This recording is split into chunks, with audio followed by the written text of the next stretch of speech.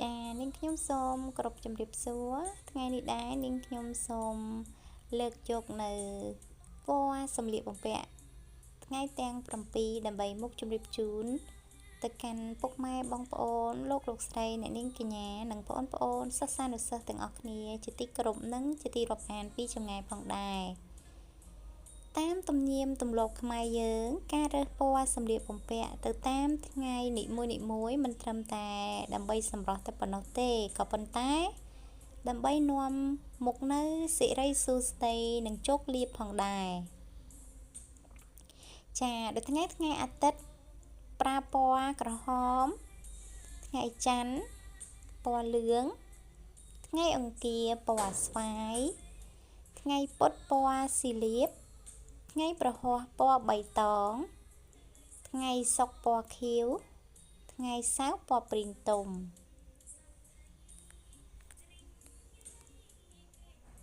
ចាការជ្រើសរើសពណ៌ទៅតាមថ្ងៃនីមួយមិនមែនជាការចៃដន្យឡើយប៉ុន្តែក៏បានបង្កប់នូវអត្ថន័យយ៉ាងជ្រាលជ្រៅទាក់ទងទៅនឹងទេវតារក្សាចក្រវាឡនិងឥទ្ធិពលនៃភពទាំង7នៅក្នុងហោរាសាស្ត្រខ្មែរនាងខ្ញុំនឹងជម្រាបជូនថាតើពណ៌ទៅតាមថ្ងៃនីមួយតំណាងឲ្យអ្វីហើយនឹងផ្ដល់អត្ថន័យអ្វីខ្លះថ្ងៃអាទិត្យពណ៌ក្រហមតំណាងឲ្យព្រះអាទិត្យ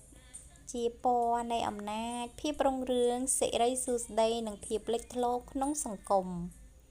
រីឯថ្ងៃច័ន្ទពណ៌លឿងតំណាងឲ្យព្រះច័ន្ទ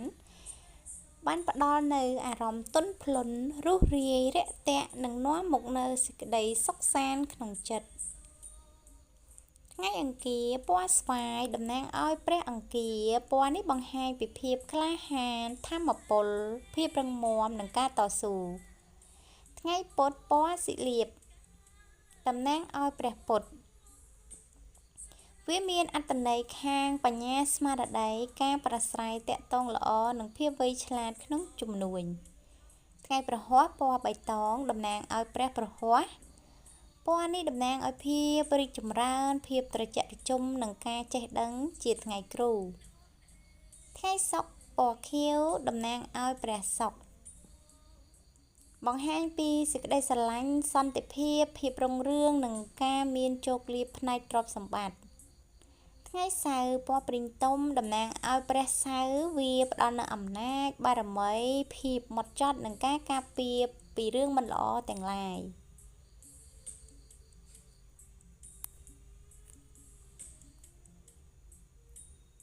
ចានាងខ្ញុំបានជម្រាបជូនតាក់ទងជាមួយនឹងពណ៌សម្លៀកបំពាក់តាមថ្ងៃទាំង7ក៏ដូចជា